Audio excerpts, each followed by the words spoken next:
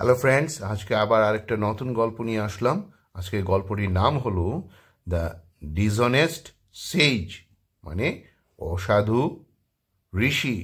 এই যে দেখা যাচ্ছে আমাদের এখানে যে সাধু বাবা দৌড়াচ্ছেন, তো তার পিছনে মানুষ দৌড়াচ্ছে। তো চলুন দেখা যাক আজকের গল্পে কি হয়। Tenali Raman was a very wise man. তেনালি রামন ছিলেন একজন ভেরি মানে খুব জ্ঞানী ব্যক্তি। Once a sage visited his village. একবার একজন সাধু, এখানে এ সেজ দেওয়া হয়েছে যেহেতু আমরা সাধুকে জানি না, তার আগে কি ইনডিফিনিট আর্টিকেল, তার আগে ইনডিফিনিট আর্টিকেল এ দেওয়া হয়েছে। ভিজিটেড হিজ ভিলেজ, তার গ্রামে এসছিলেন। আর আগের যে line Tenali Raman was a very wise man, তার আগেও ইনডিফিনিট আর্টিকেল এ ব্যবহার করা হয়েছে। The villagers were excited, excited মানে উত্তেজিত। As the sage was known to have performed many miracles. এখানে দ্য ডেফিনিট আর্টিকেল ব্যবহার করা হয়েছে যেহেতু এবার জেনে গেছি যে সাধুর কথা আগে জানতাম না, তার আগে জানতাম না, তার আগে ইনডিফিনিট আর্টিকেল এ ব্যবহার করা হয়েছিল, এবার জানা হয়ে গেছে। তো সেইজের আগে ডেফিনিট আর্টিকেল দি ব্যবহার করা হয়েছে, আর সাধুকে নির্দিষ্ট করে বলা হয়েছে, সেই জন্য ডেফিনিট আর্টিকেল দা ব্যবহার করা হয়েছে। ওয়াজ নোন মানে তাকে জানা যেত বা জানা হতো, কিসের জন্য? টু হ্যাভ পারফর্মড মানে সঞ্চালিত করার জন্য। কি সঞ্চালিত করার জন্য? মেনি মিরাকলস, অনেক অলৌকিক কাজ সঞ্চালিত করার জন্য তাকে জানা যেত। They gathered at the temple. They gathered, কারা গ্যাদার্ড হয়েছিল? এই যে গ্রামে গেছিলেন সেই গ্রামের লোকরা। গেদার মানে জড়ো হওয়া বা জমায়েত হওয়া, এখানে গ্রামের লোকরা জমায়েত হয়েছিল। At the temple, এই মন্দিরে, এখানে টেম্পল হলো নাউন, সেই জন্য তার আগে ডেফিনিট আর্টিকেল দা ব্যবহার করা হয়েছে। এখানে দা আর দির ব্যবহারের বিষয়ে একটা জিনিস বলবো। এখানে ডেফিনিট আর্টিকেল দি বসেছে এই টেম্পল শব্দটির আগে। আজ আমরা জানব এই দি শব্দটা উচ্চারণ কোন সময় দি হয় আবার কোন সময় দা হয়। আমরা জানি ভাওয়েল 5 প্রকার, এ, ই, আই, ও, ইউ। আর কোনো শব্দের প্রথম ইংরাজি বর্ণটি এই এ, ই, আই, ও, ইউ এর মধ্যে যে কোনো একটা হয়ে থাকে, তাহলে তার আগে আমরা দিকে দি বলে উচ্চারণ করব। আর যদি এই এ, ই, আই, ও, ইউ এর মধ্যের কোনো বর্ণ দিয়ে ইংরাজি শব্দ শুরু হয় না, তাহলে সেই শব্দটির আগে বসানো ডেফিনিট আর্টিকেল এর উচ্চারণ আমরা দা বলবো। With specially prepared delicacies as offerings to the sage. এখানে গ্রামবাসীরা জমায়েত হয়েছিল কোথায়? মন্দিরে। at the temple, with সঙ্গে, with প্রেপোজিশন আছে, সঙ্গে কি? স্পেশালি মানে বিশেষভাবে, প্রিপেয়ার্ড তৈরি করা হয়েছিল। ডেলিকেসিস সুস্বাদু খাবার। অ্যাজ অফারিংস মানে কি হিসাবে? অ্যাজ হলো এখানে, অ্যাজ এর অর্থ হলো হিসেবে। কি হিসেবে? অফারিংস উৎসর্গ করার জন্য। কাকে? টু দ্য সেজ। এখানে টু প্রেপোজিশন ব্যবহার করা হয়েছে, আর ডেফিনিট আর্টিকেল দা ব্যবহার করা হয়েছে এই সাধুর আগে। তো এখানে গ্রামবাসীরা জমায়েত হয়েছিল মন্দিরের সঙ্গে কি নিয়ে? বিশেষভাবে তৈরি সুস্বাদু খাবার এই সাধুকে উৎসর্গ করার জন্য।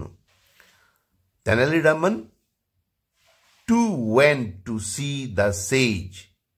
তেনালি রামানও এখানে টু ব্যবহার করার ফলে এই অর্থটা এইভাবে হবে, তেনালি রামানও ওয়েন্ট গিয়েছিল, টু সি দেখতে বা দেখা করতে, কাকে? দ্য সেজ সেই সাধুটিকে। তো এখানেও দা ডেফিনিট আর্টিকেল ব্যবহার করা হয়েছে। আর যেখানেও এই কোনো নামের পরেও মানে এখানে যেভাবে ব্যবহার করা হয়েছে যে তেনালি রামন টু, তো এইভাবে যদি ব্যবহার করা হয় তাহলে তার অর্থটা গিয়ে দাঁড়াবে যে তেনালি রামন ও, মানে জোর দিয়ে বলা হবে যে তেনালি রামনও কি দেখা করতে গিয়েছিল। হি স্যাট সে বসেছিল, নিয়ার দ্য সেজ এই সাধুর পাশে, মানে কাছাকাছি, নিয়ার হলো কাছাকাছি, বসেছিল সেট। এখানেও সাধুর আগে কি, সেজের আগে কি, দা ডেফিনিট আর্টিকেল ব্যবহার করা হয়েছে। The sage began to recite some chants, সেই সাধু বিগেন আরম্ভ করেছিলেন, টু রিসাইট, রিসাইট হলো আবৃত্তি, এখানে আবৃত্তি হবে না, চ্যান্টস হলো মন্ত্র উচ্চারণ। তো কিছু মানে সাম চ্যান্টস মানে কিছু মন্ত্র উচ্চারণ করতে আরম্ভ করেছিলেন। টু রমনস সারপ্রাইজ, সেই রমনকে মানে অবাক করে দিয়ে কি, হি ওয়ান্ট অন, তিনি চালু রেখেছিলেন, তিনি করে যাচ্ছিলেন কি, রিপিটিং, পুনরাবৃত্তি, মানে একটা জিনিস বারে বারে করছিলেন। দ্য সেম চান্স, সেই একই মন্ত্র উচ্চারণ বারে বারে করছিলেন, তাকে অবাক করে দিয়ে, কাকে? রমনকে অবাক করে দিয়ে। এখানে রমনের সাথে অ্যাপস্ট্রোপিয়াস লেগেছে, তো এটা কি হবে? রমনস, মানে রমনের, রমনকে সারপ্রাইজ অবাক করে দিয়ে। হি ফেল্ট রমন, এখানে রমনের বদলে, এখানে রমনের বদলে কি বসেছে? হি, হি হলো প্রোনাউন, রমনের বদলে বসেছে ফেল্ট সামথিং, অনুভব করেছিল কিছু, কি?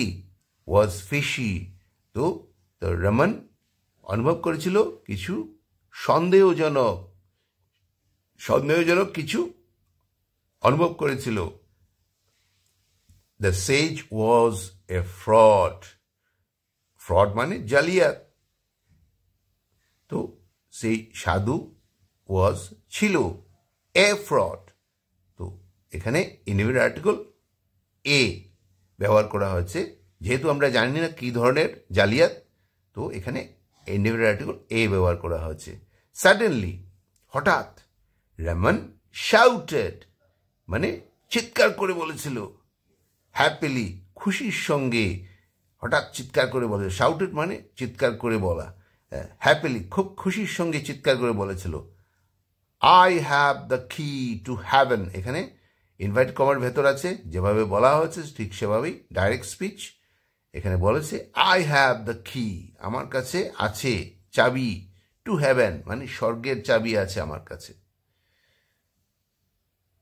এখানে কিকে জোর দিয়ে বলা হয়েছে, তাই ডেফিনিট আর্টিকেল দা ব্যবহার করা হচ্ছে। দ্য ভিলেজার্স, সেই গ্রামবাসীরা, আবার ডেফিনিট আর্টিকেল ব্যবহার করা হয়েছে, দা উচ্চারণ হয়েছে, দেখুন এখানে কিন্তু কোনো ভাওয়াল আলফাবেট নেই, তাই দা উচ্চারণ করা হয়েছে। দ্য ভিলেজার্স লুকড স্টার্টলড, লুকড মানে চমকে তারা মানে দেখছিল। স্বাভাবিকভাবে হঠাৎ যদি এইরকম একটা কোনো সভা হয়েছে বা কোনো একটা অনুষ্ঠান হচ্ছে, তার মাঝে গিয়ে কোনো যদি কেউ যদি চিৎকার করে কোনো কিছু বলে, তো স্বাভাবিকভাবেই সবাই তার দিকে চমকে তাকাবে, গ্রামবাসীরা চমকে তার দিকে তাকিয়েছিল। স্টার্টল হলো চমকে যাওয়া, আর স্টার্টলড হলো চমকে গেছিল, তো চমকে গিয়ে লুক দেখছিল বা দেখেছিল। এখানেও ইনভাইটেড কমার ভেতর আছে সেন্টেন্সটা, এখানে একটা না অনেকগুলো সেন্টেন্স আছে, তো এটা ডাইরেক্ট স্পিচ, যেভাবে বলা হয়েছিল ঠিক সেভাবেই দেওয়া হয়েছে বা লেখা হয়েছে। This sage is so great, এই সাধু কি খুব মহান, দ্যাট যে if I keep the hare, যদি আমি রাখি, দ্য হেয়ার, এখানে হেয়ারকে নির্দিষ্ট করে বলা হয়েছে, জোর দিয়ে বলা হয়েছে, তাই ডেফিনিট আর্টিকেল দা ব্যবহার করা হয়েছে। From his beard with me, তার কাছ থেকে কি আমি চুল কোথা থেকে নেব, তার কাছে চুল আছে, হেয়ার আছে, বিয়ার্ড আছে। এই যে বিয়ার্ড থেকে যদি আমি চুল নেই, উইথ মি আমার কাছে রাখি, আই উইল বি ব্লেসড, আমি কি হবে, এটা ফিউচার টেন্সে আছে, উইল ফিউচার টেন্সে auxiliary verb, I will be blessed, আমাকে কি আশীর্বাদ করো, আমি আশীর্বাদ প্রাপ্ত হব, ফর এভার, চিরকালের জন্য। এখানে কি বলা হচ্ছে, the Sage is so great, এই সাধু এত মহান, দ্যাট যে ইফ আই কিপ, যদি আমি রাখি, দ্য হেয়ার চুল, ফ্রম হিজ বিয়ার্ড, তার দাড়ি থেকে চুল রাখি, উইথ মি আমার সঙ্গে, আই উইল বি ব্লেসড, আমাকে কি আমি আশীর্বাদ প্রাপ্ত হব, ফর এভার, চিরকালের জন্য, ফর এভার হলো চিরকালের জন্য। সেড রামন, রামন এই কথাটা বলেছিল। হিয়ারিং দিস, এই কথা শুনে, এখানে আবার দা ডেফিনিট আর্টিকেল আছে, ভিলেজার্স, আবার সেই গ্রামবাসীকে নির্দিষ্ট করে বলেছিল। দ্য ভিলেজার্স কি গট এক্সাইটেড, তো এই কথা শুনে স্বাভাবিক সবাই তো উত্তেজিত হবেই, বা যদি আমি একটা চুল নিয়ে যাই তাহলে আমিও কি হব, আশীর্বাদ প্রাপ্ত হব। তো এই সাধু যেহেতু অনেক অলৌকিক কাজ করে, আগে দেওয়া হয়েছে যে পারফর্ম ম্যানি মিরাকলস, স্বাভাবিক এটা মানে কিছু স্বর্গীয় কিছু পাবো আমি, মানে অলৌকিক কিছু হয়ে যাবে আমার জীবনে ভালো হবে। তো কি হয়েছে, দ্য ভিলেজার্স গট এক্সাইটেড, গ্রামবাসীরা এক্সাইটেড উত্তেজিত হয়েছিল। ইমিডিয়েটলি সঙ্গে সঙ্গে, দ্য রাস্ট সঙ্গে সঙ্গে তারা পৌঁছেছিল, to get hold of a hare, কি করতে, গেট পেতে, হোল্ড অফ এ হেয়ার একটা চুল ছিঁড়ে নিতে, ফ্রম দ্য সেজ বিয়ার্ড, সেই সাধুর কাছ থেকে, সেই সাধু দাড়ি থেকে।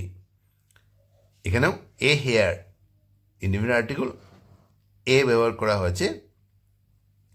এখানে দ্য সেজ, সেই সাধুর দাড়ি থেকে, অন্য কারো নয়, তাই নির্দিষ্ট করে এখানে আবার এসও দেওয়া আছে, অ্যাপোস্ট্রফি এসও দেওয়া আছে, সেই সাধুর ডেফিনিট আর্টিকেল ব্যবহার করা আছে, আবার সাধুর সাথে এই সেজের সাথে কি অ্যাপোস্ট্রফি এসও ব্যবহার করা আছে। সেই সাধুরই কার কাছ থেকে, অন্য কেউ নয়, সেই সাধুর দাড়ি থেকে চুল পেতে মানুষগুলো কি ইমিডিয়েটলি দে রাস্ট, তারা গেছিল তুলে নিতে একটা চুল, কোথা থেকে, সেই সাধুর দাড়ি থেকে।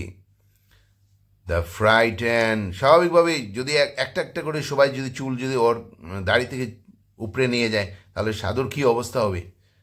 তো ভয় পেয়ে দ্য ফ্রাইটেন মানে হলো, দ্য ফ্রাইটেন মানে হলো ভীত হয়েছিল সাধু। সেজ, দ্য ফ্রাইটেন সেজ, সে ভীত সাধু, রান দৌড়ে গেছিল, ফর হিজ লাইফ, তার জীবনকে বাঁচাতে বা জীবনের জন্য কি করেছিল, দৌড়ে গেছিল। অ্যান্ড ওয়াজ নেভার, এবং কখনো হার্ড শোনা যায়নি, অফ এগেইন, তার বিষয়ে আর কখনো শোনা যায়নি। এমনভাবে সে পালিয়ে গিয়ে সে নিজের জীবন বাঁচিয়েছিল যে তার বিষয়ে আর কখনো শোনা যায়নি। আজকের এই গল্পের মডেলটা হলো, hypocrisy is detected sooner or later. Hypocrisy হলো কপটতা। যত তুমি মানে কিছু ভান করো না কেন, তোমার কপটতা ইজ ডিটেক্টেড ধরা পড়ে যাবে, সুনার তাড়াতাড়ি, অর লেটার অথবা পরে।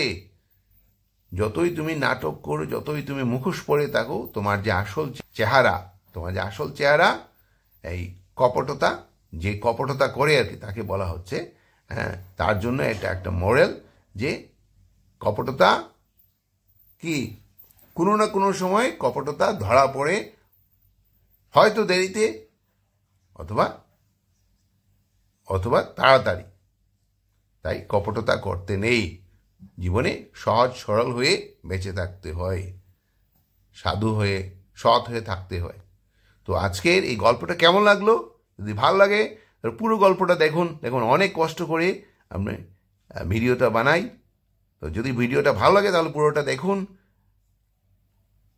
সাবস্ক্রাইব করুন, লাইক দিন, আর যদি কোনো কিছু করতে হয় তাহলে কমেন্টে লিখুন। Thanks for watching, bye bye.